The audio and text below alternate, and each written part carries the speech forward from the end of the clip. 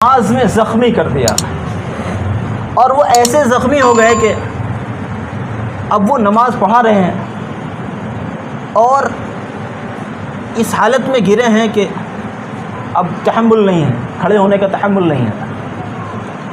نماز دوسرے امام نے پوری کرا کے مختصر اور ان کو اٹھا کر لے جایا گیا ہے،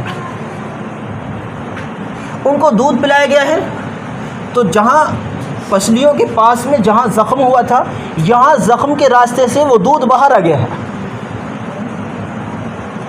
جو اس وقت کے طبیب تھے انہوں نے کہا امیر المومنین وصیت کر دیجئے، اب آپ کی زندگی جاں بھر نہ ہو سکے گی۔ حالانکہ حالت کیا ہے، ایک صحابی رضی اللہ عنہ نے اپنے یہاں یہ کہا تھا اگر امیر المومنین اپنی شفا یابی کے لیے دعا کر لیں تو ان کا معاملہ اللہ سے اتنا مضبوط ہے کہ انشاءاللہ وہ شہید نہیں بلکہ شفا یاب ہوں گے۔ اب وہاں میرے آپ کے جیسی مسلمانی تھوڑی تھی، وہ تو یوں رویا کرتے تھے بستر مرگ پر لیٹ کر، وہ لوگ تو یوں رویا کرتے تھے کہ اب نبی علیہ الصلوۃ والسلام کی ملاقات کا وقت آ گیا ہے۔ صحابہ رضی اللہ عنہ اپنے شہید ساتھیوں اور جو پہلے جا چکے ہیں ان حضرات سے ملاقات کا وقت آ گیا ہے، اور وہ ان کی ملاقات کے اشتیاق میں رو رہے ہیں۔ کوئی پوچھ رہا ہے کیوں رو رہے ہو، کیا موت کا خوف ہے؟ نہیں، موت کا خوف نہیں ہے، ان کی ملاقات کا شوق ہے۔ موت کا خوف نہیں ہے، ان کی ملاقات کا شوق ہے۔ حضرت امیر المومنین رضی اللہ عنہ کو حکیم نے کہا حضرت وصیت کر دیجئے، اب آپ جاں بر نہ ہو سکیں گے۔ حضرت امیر المومنین رضی اللہ عنہ نے اپنے بیٹے کو بلایا جو وہیں کھڑے ہوئے تھے، ان کو متوجہ کیا کہ سنو، حضرت عائشہ رضی اللہ عنہا کے پاس جاؤ، ام المومنین کے پاس جاؤ اور ان سے کہنا میرے والد عمر، امیر المومنین نہیں کہنا، یہ تاکید فرمائی، امیر المومنین نہیں کہنا کہ میرے والد عمر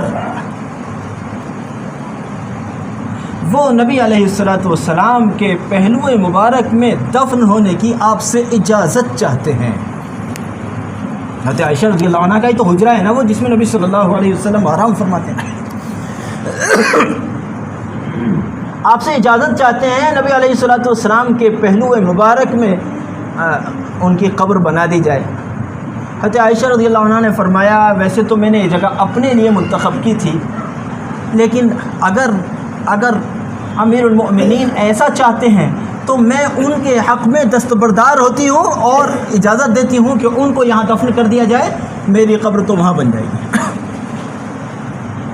صاحبزادہ محترم تشریف لائے ہیں، حضرت ابا جی اجازت ہو گئی ہے، اجازت ہو گئی ہے، خوشی ہو آپ کے لیے، مبارک ہو آپ کو، ایسی مبارک جگہ پر آپ کی قبر بننے والی ہے، ایسی مبارک جگہ پر آپ کی قبر بننے والی ہے کہ آپ کے بعد سے لے کر اب تک اس ایسی مبارک جگہ کسی کو بھی نصیب نہیں ہوئی۔ ہو سکتی ہے کیا؟ اس مبارک جگہ سے اچھی کس کی جگہ ہوگی، کس کی قبر ہوگی جو خود نبی صلی اللہ علیہ وسلم کے پہلو مبارک میں سوتا ہو۔ کیا کہیے، جتنے حاجی جاتے ہیں سارے کے سارے اگر نبی صلی اللہ علیہ وسلم کو سلام پیش کرتے ہیں تو حضرت ابوبکر و عمر رضی اللہ عنہما کو بھی سلام پیش کرتے ہیں۔ قیامت تک انشاءاللہ الرحمن یہ سلسلہ چلتا رہے گا۔ اللہ تحفظ رکھے حرمین مقدسین کا۔ یوں کہتے ہیں اس کے بعد اپنے چہرے کو اٹھا کر زمین پر رکھ لیا۔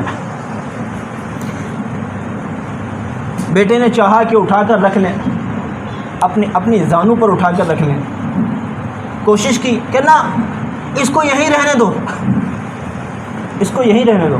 میں بہت قیمتی بات بتانے والا ہوں اس واقعے کو سنا کر، اس کو یہیں رہنے دو، اس لیے کہ اگر عمر ایمان پر جا رہا ہے تو تمہارے زانوں کی ضرورت نہیں ہے، اور اگر عمر ایمان پر نہیں جا رہا ہے تو پھر عمر کا چہرہ اس لائق نہیں ہے کہ کسی مومن کی ران پر رکھا جائے۔ اور یوں کہا حذیفہ کو بلاؤ رضی اللہ تعالی عنہ۔ حضرت حذیفہ رضی اللہ عنہ نبی صلی اللہ علیہ وسلم کے رازدار ہیں، رازدار نبوت کو بلاؤ حضرت حذیفہ رضی اللہ عنہ۔ حضرت حذیفہ رضی اللہ عنہ تشریف لائے. دیکھو سننے کی بات, ایک میرا تمہارا ایمان ہے, ایک اس عظیم المرتبہ شخصیت کا ایمان ہے جس کے لیے بشارتیں, اگر میں بشارتوں والی حدیثیں پیش کروں تو پھر بشارتوں والی حدیثوں کے علاوہ کوئی بات ہی نہیں ہوگی, اتنی کثرت سے ان کی بشارت کے متعلق حدیثیں ہیں. حضرت حذیفہ رضی اللہ عنہ کو بلایا گیا. حذیفہ اللہ تعالیٰ کی قسم ہے تمہیں ایک بات بتا دو. حذیفہ اللہ کی قسم کھا کر بتاؤ مجھے ایک بات. امیر المومنین کے سامنے کون جھوٹ بولے گا؟ لیکن نہیں, حذیفہ قسم کھاؤ اللہ تعالیٰ کی, جو میں پوچھوں گا سچ بتاؤ گے. ہاں امیر المومنین میں قسم کھاتا ہوں اللہ تعالیٰ کی, جو پوچھو گے میں بتاؤں گا, سچ بتاؤں گا. حذیفہ یہ بتاؤ تم نبی صلی اللہ علیہ وسلم کے رازدار ہو. نبی علیہ الصلوۃ والسلام نے تمہیں پوری لسٹ بتائی ہے, منافقین کی لسٹ بتائی ہے تمہیں, فلاں منافق فلاں منافق, کون کون منافق ہیں, کون ہیں کون نہیں ہیں وہ تمہیں معلوم ہے, کسی اور کو نہیں معلوم ہے. حذیفہ اللہ تعالیٰ کی قسم کھا کے بتاؤ کہ نبی علیہ الصلوۃ والسلام نے جو وہ لسٹ بتائی تھی منافقین کی, اس میں میرا نام تو نہیں ہے, میرا نام تو نہیں ہے. یہ اس کا ذکر ہو رہا ہے, یہ اس کا ذکر ہو رہا ہے جو نبی علیہ الصلوۃ والسلام کا معتمد خاص ہے, اس عظیم المرتبہ شخصیت کا ذکر. مرتے وقت میں کس چیز کی فکر ہو رہی ہے؟ کہیں میں منافقین میں تو نہیں گنوا دیا میرے نبی علیہ السلام نے, جبکہ خلفائے راشدین میں سب سے زیادہ فتوحات حضرت ابو عمر رضی اللہ عنہ کی ہیں. ہندوستان تک رعب تھا حضرت عمر رضی اللہ عنہ کے دور میں. اگر وہ واقعہ پھر کبھی اگر موقع ملا تو سنائیں گے انشاءاللہ, ابھی موقع نہیں ہے. ہندوستان کی حکومتیں بھی کانپتی تھی اس وقت میں حضرت عمر رضی اللہ عنہ سے.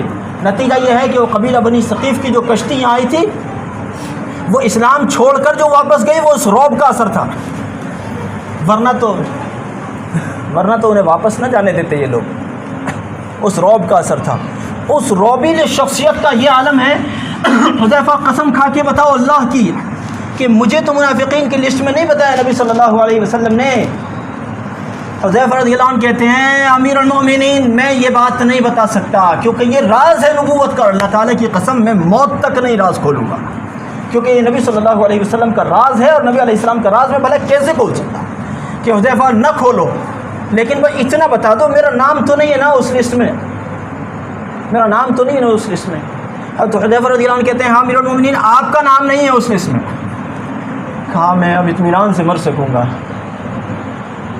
اپنے بیٹے کو بلایا, حذیفہ جا چکے ہیں, اپنے بیٹے کو بلایا اور بلا کے یوں کہا سنو میری ایک بات, جب میری نماز جنازہ کے لیے مسجد نبوی علیہ صاحبہ صلاۃ والسلام کے اندر میرے جنازے کو رکھا جائے